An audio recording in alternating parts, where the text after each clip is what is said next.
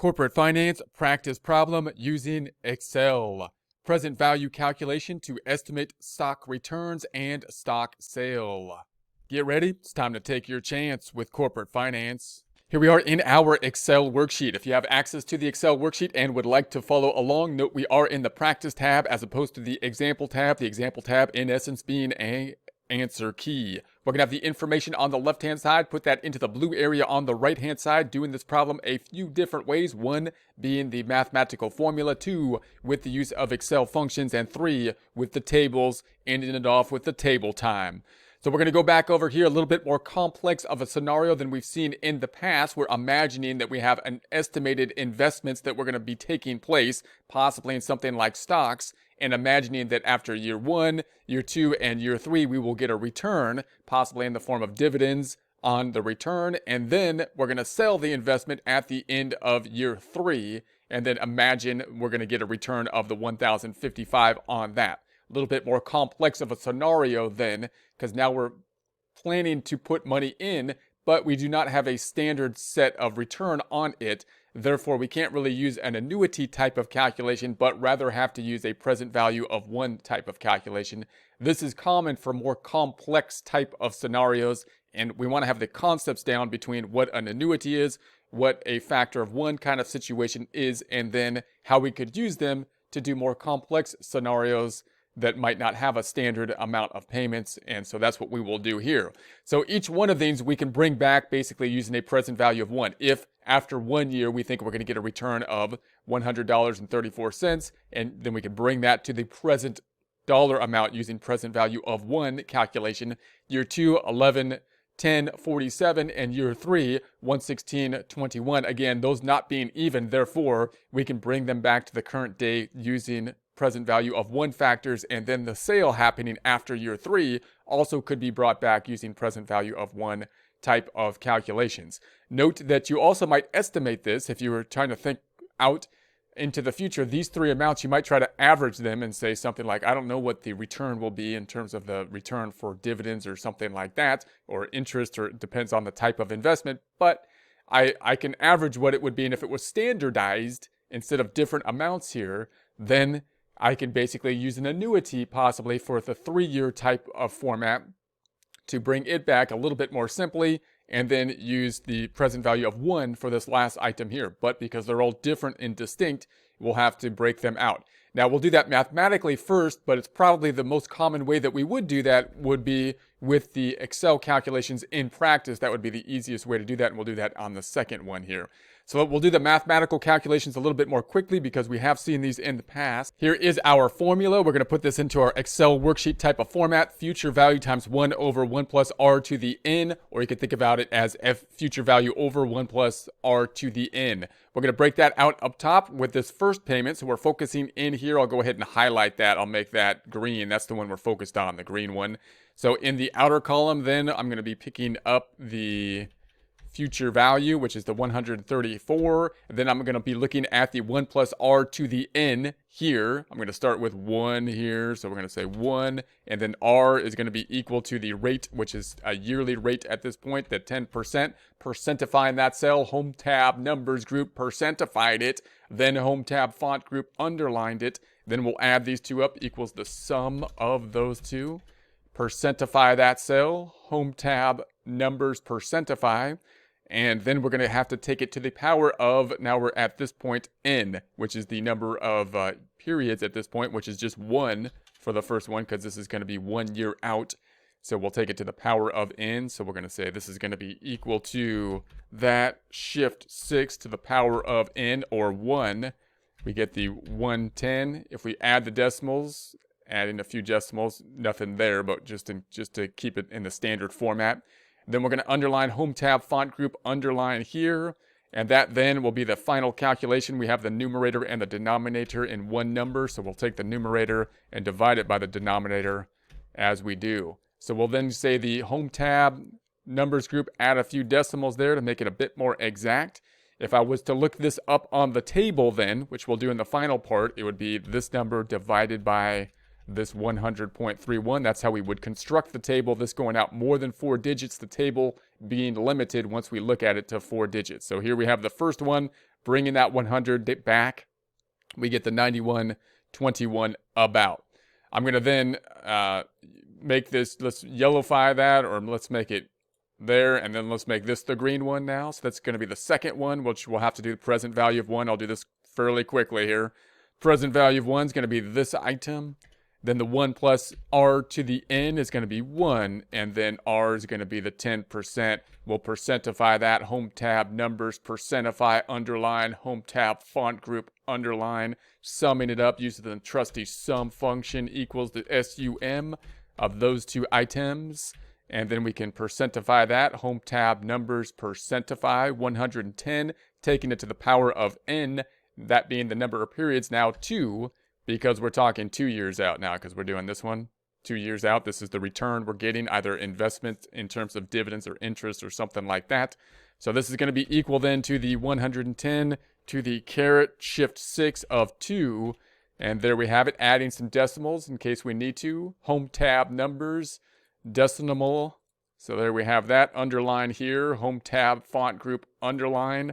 Let's put an underline here, home tab, font group, underline again.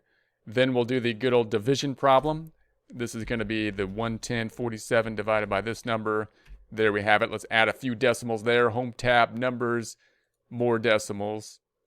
And then if we were to look this up on the table, it would be this number divided by this. That's approximately what we'll see in the table, hopefully. So now we're at the 9129 for the present value of this one because it was 2 years out. And then let's go ahead and say, all right, let's do the next one. I'm going to ungreenify that one. I'm going to greenify this one. Greenified it. That's the one we're on, the green one. And then I'm going to go down and we'll do this again. So we'll say, all right, now let's do this again. It's kind of tedious. We'll do this one. And then we're going to say 1 plus the rate 1. And then the rate is going to be the 10%. And then I'll add those up equals the sum of these two. Let's go ahead and percentify these two here by going to the home tab, numbers, percentify, underline this one, home tab, font group, underline, to the power of the number of periods, this time being 3 periods this time, 3 years out. Underline that, home tab, font group, underline, and then we'll bring that out to the outer column, this being the 110 shift 6 to the power of 3 to the power of 3. Home tab, numbers, add a few decimals, underline it, home tab, font group, underline it, and then we can divide that one out. This is going to be the 11621 divided by that number we just came to. Let's add some decimals to it. Home tab, number, adding decimals. If I was to see this on the table, it would be this number we came to divided by this number up top. That's what we expect to see on the table. So now we're at a present value 87.31 and so on about for this 116 because it's 3 years out. Also 3 years out, we're expecting that then we sell this thing and we're going to get 1,055 for it. So we're going to get 1,055. So I'm going to say that's how much we think we're going to get when we sell it. So we got to present value that all the way back from 3 years out. So let's do this again. Let's do it again. There must be an easier way than this. And there is. We'll do that. We'll do that next time. And then the rate is going to be equal to the 10%. And we'll sum these up equals the sum of these two. Percentifying these two. Going to the home tab, numbers, percentifying. Underlining here, home tab, font group, underline, number of periods, 3 again, because we're selling it at the end there. Home tab, numbers, or font, underline. And then we'll say this is equal to the 110 to the power of shift 6, 3. Adding a couple decimals, home tab, numbers, decimalizing it. And then underlining it, home tab, font, underlining it. And then we can divide this out, dividing out. And then home tab, numbers, and there we have it. So then if I was to look at this one up on the table, once again, it would be this divided by this.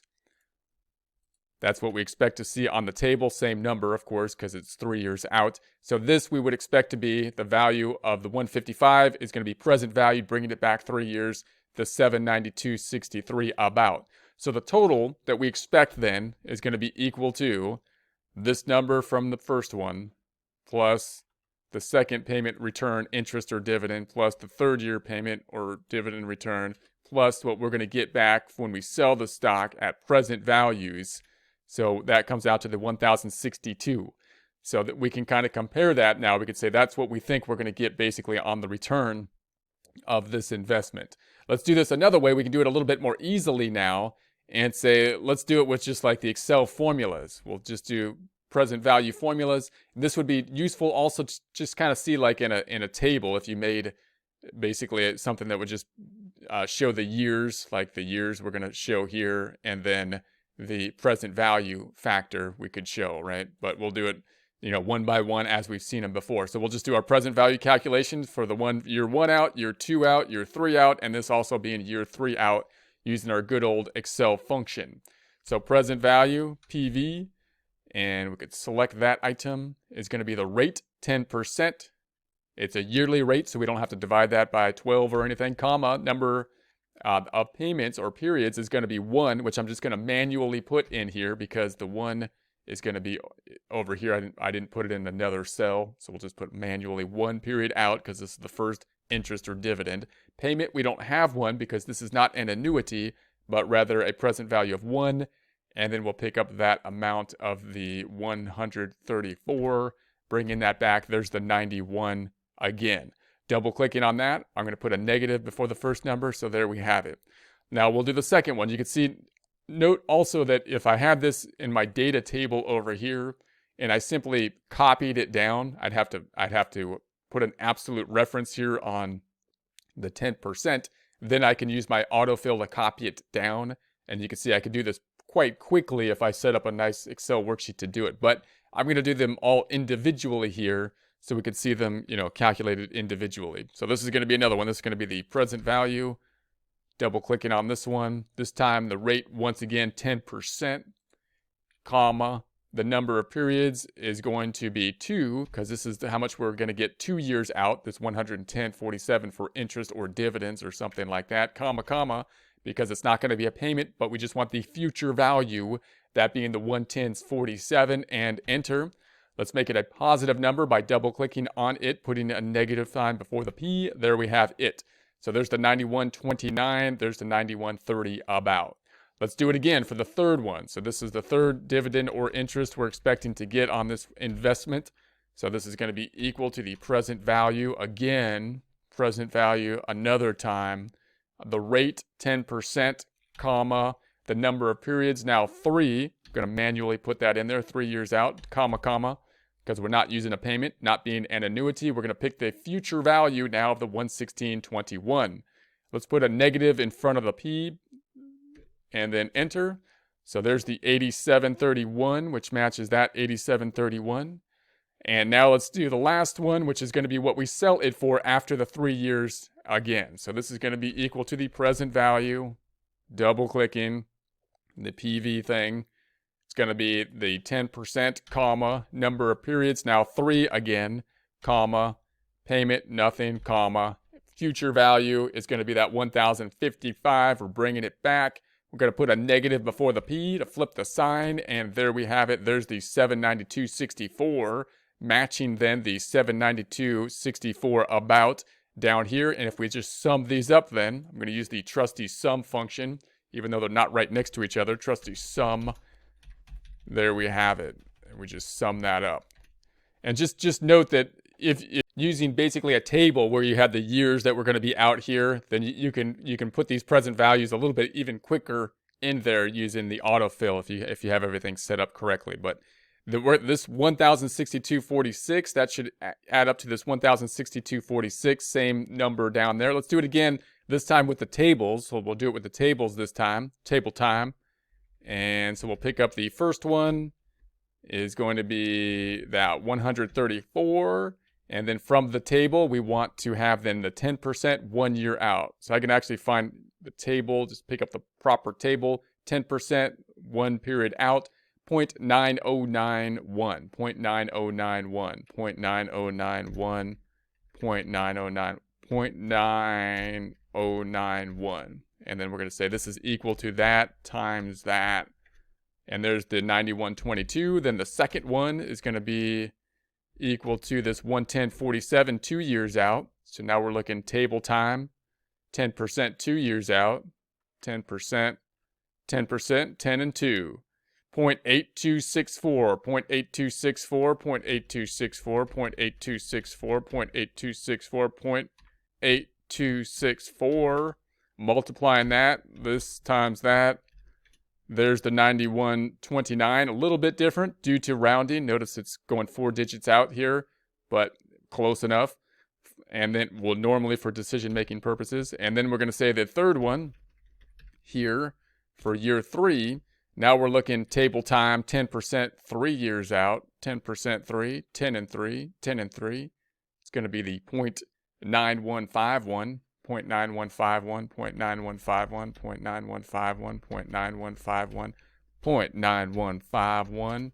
Multiplying that out like so, we get this amount again. That doesn't look right. Hold on a second. Let's do that again. This is going to be 10 and 3. 10 and 3 should be 0.7513. 0.7513, 0.7513, 0.7513, 0.7513. There we go. That looks more rightage. That looks more right. And then the last one is going to be equal to this 1055, and we're using the same percent because this is 10 and 3 again, so I could just use that same percent. This times this, and we get the 792, and then if I add those up, we get this plus year 2 plus year 3 plus the other year 3, and that gives us the 106244, slightly different than the 106246 due to rounding. Note the rounding differences to 4 digits here, 0.9091 versus we had here, this was, I'll make this 0.90901, which is what it should be if we took it more digits out. This one was 0.8264. If we took it out a few more digits, it would be 0.826446. And then this one was 0.7513. And if we took it out a few more digits, it would be 0.751315. And this one was same thing on this one. So that's why it would be slightly different with rounding. Again, be careful on that with book problems who might utilize that to force you to choose one multiple choice answer or another. Probably wouldn't have an impact for decision-making purposes in this case because that difference would be immaterial considering the fact that we're estimating into the future. And estimates are not exact, of course, they're estimates.